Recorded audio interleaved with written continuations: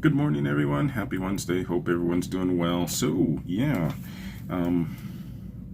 is, well, I guess it's technically day 2 of my day off, and I'm not really doing anything. Just had to reach out to one person because it's an important issue for my client, but shouldn't take much. It didn't take much time. I'm already done and going to finish up schoolwork, and then my class will officially be over. And I'll be free until next week. Yay. So, all right. So inflation reported or commented that inflation, the consumer price index in the month of December, from December to December, was up 7%. Meaning that, number one, if anything you've invested earned less than 7%, you lost money. Number two, I've always commented about how the CPI is a rather, in some, depending on your point of view, a rather dubious figure anyway, because this consumer price index excludes food and fuel, two things that have almost certainly gone up far more than 7%. So yeah, the other thing about that is that inflation was up 7%, but it's been reported that the average pay increase for employees in this country was 3.4%, meaning that general prices, again excluding food and fuel, went up twice the amount of the average raise in the US. So, yes. Also, you've seen the stock market going a bit crazy because everyone's realized that with all the money we've been putting into the economy, all the spending we've been doing, that the Federal Reserve will eventually have to raise interest rates. And so the stock market has been taking some hits recently because bond yields, bond interest are increasing. Kind of like in the way it works is that as the Federal Reserve raises interest rates, prices of bonds drop, and of course you see interest rates go up as well. But what it means is that things become more expensive, you have higher interest. More interest means that you don't have all this free money running around, and the stock market literally throws a temper tantrum because we want more free money, and then the stock market drops because the Federal Reserve is doing what it's supposed to do. But yeah, so you're probably going to see some more chaos in the stock market as everyone tries to figure out how many times the Federal Reserve will raise interest rates this year. So yeah, still hoping for a positive year unless there's something weird that comes out of left field, but probably not going to get the what was it? The S&P 500 was up 27% last year. Probably not going to see that this year, would be my guess. Next up, President Biden, via Press Secretary Jen Psaki, has said, well, because one thing that I've covered and posted silly memes about is the fact that lawmakers are able to do insider trading, meaning that if they pass a legislation, actually this happened with Nancy Pelosi's husband.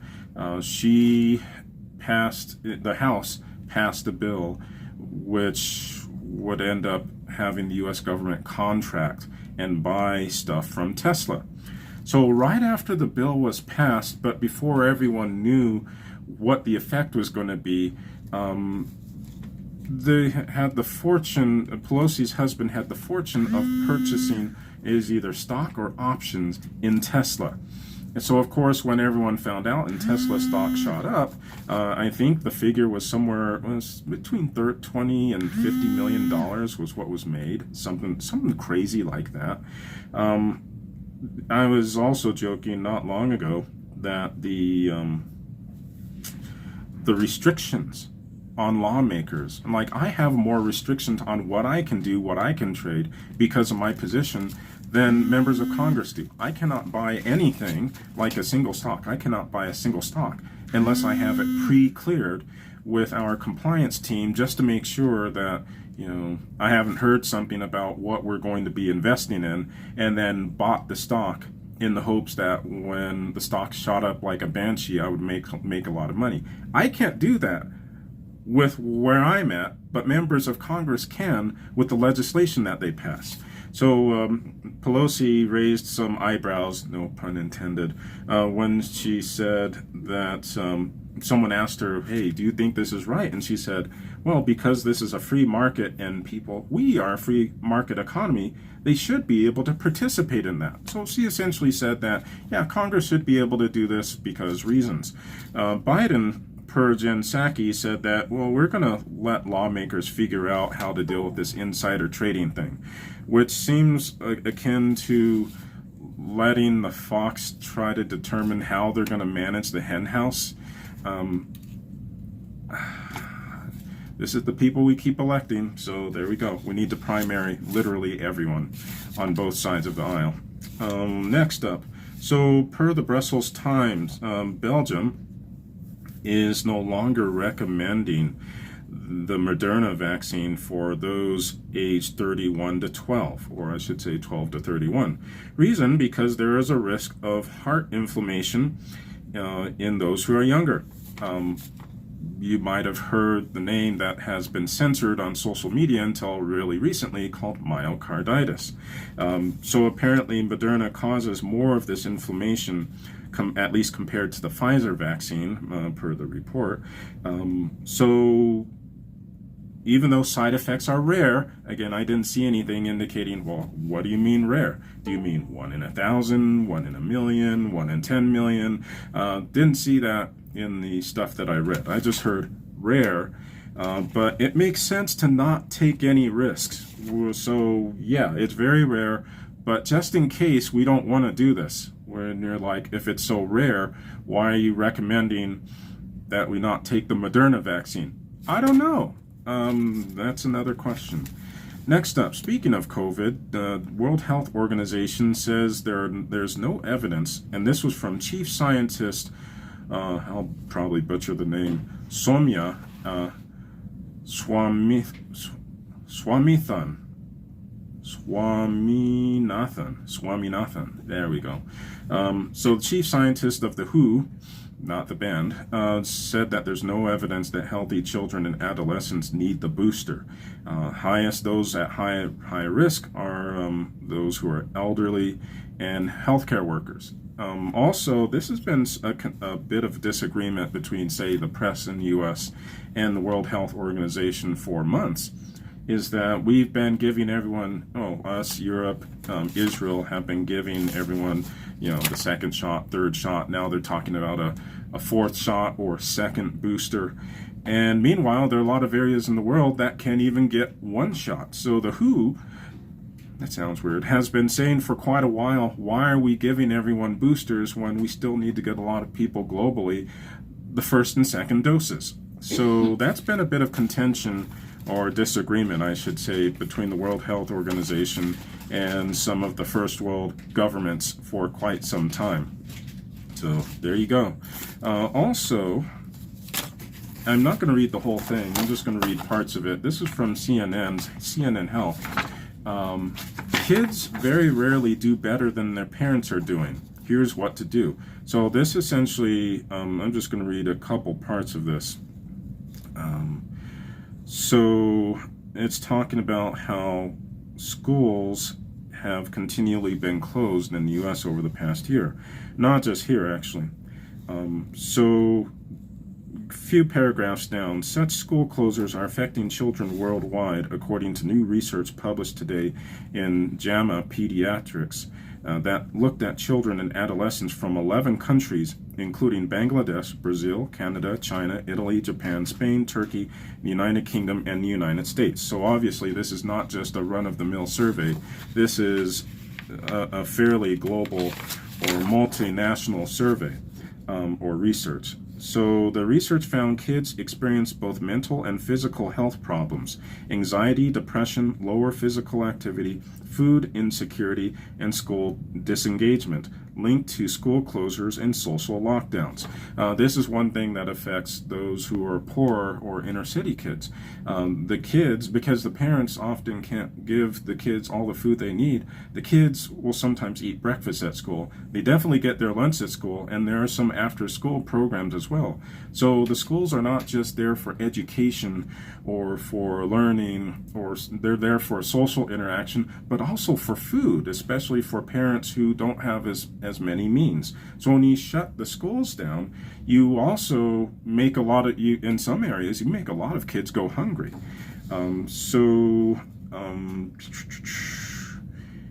Going on, so this is a quote by Dr. David Rubin, Director of Population Health Innovation at Children's Hospital of Philadelphia.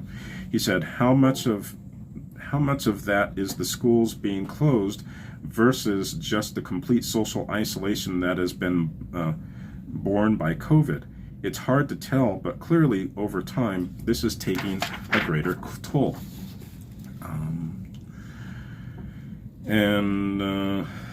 Let's see.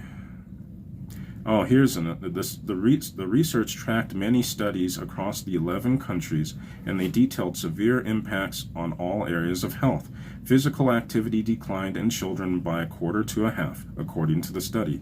A U.S. study estimates that 2 months of school closing would result in 11% rise in childhood obesity.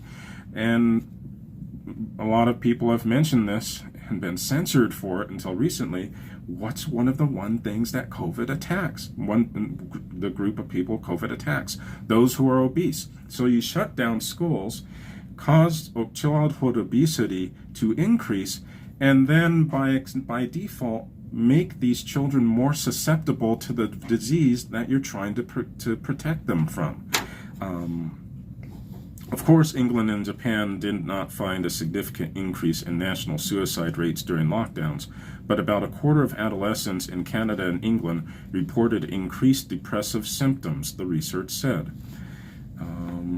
The toll that school closures and social isolation has on kids' mental health cannot be overstated, said Dr. Danielle Dooley, a medical director of Community Affairs and Population Health in the Child Health Advocacy Institute at Children's National Hospital.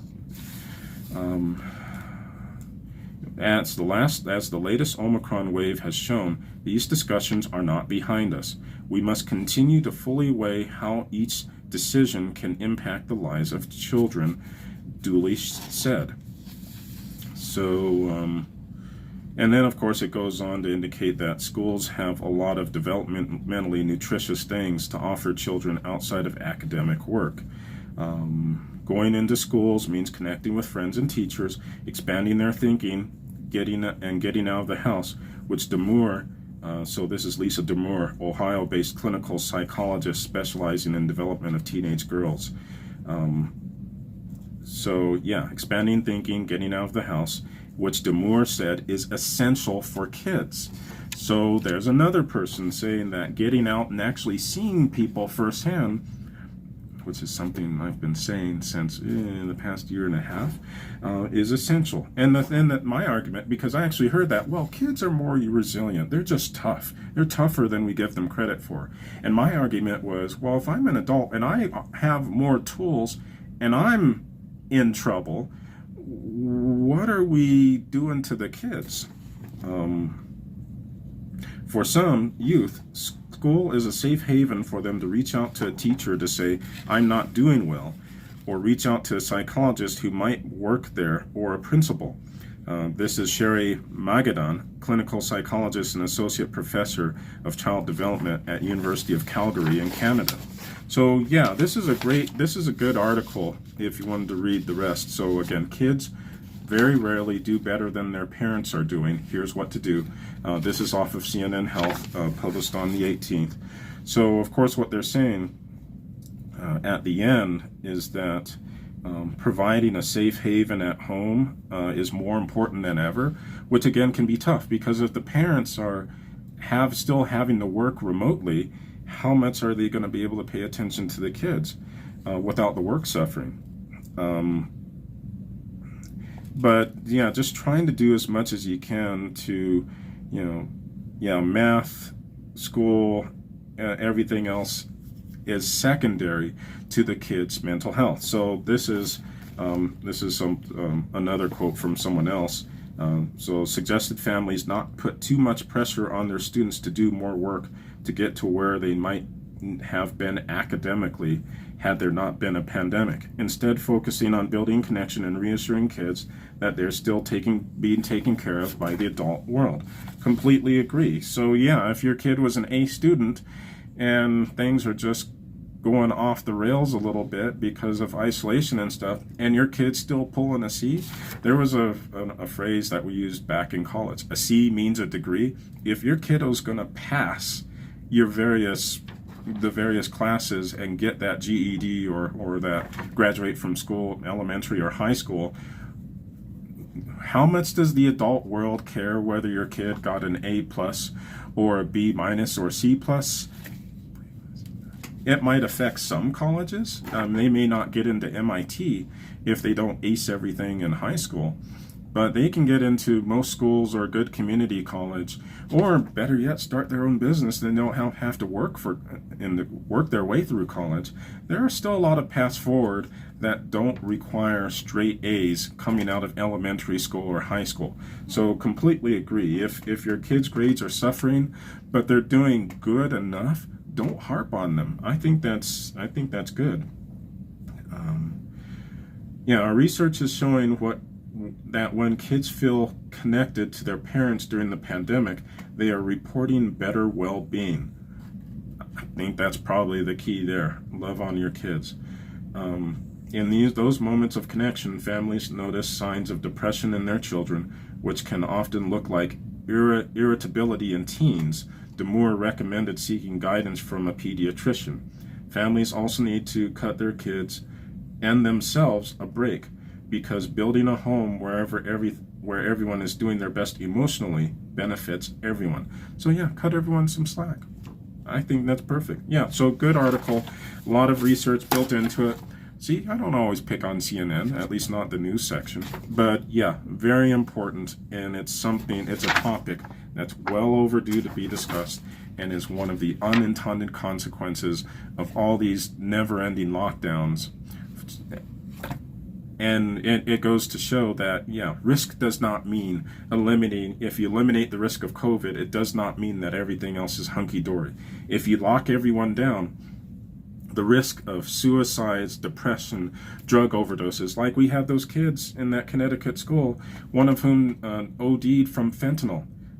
That's probably part of the stress of the pandemic. Not saying it's right, but all those other risks increase, and parents need to band together, cut their kids some slack, and just do what you can to get through this. And I think part of it is pushing back and reopening these schools safely. It may not be perfect. You may be wearing masks or doing other things, but having kids in school, I think, is better than locking everyone down and assuming that, we're all safe now, because we're not. There are other ways to die or hurt yourself or even kill yourself other than COVID, and this discussion has been long overdue. All right, y'all take care. Have a great Wednesday, and I'll see y'all soon.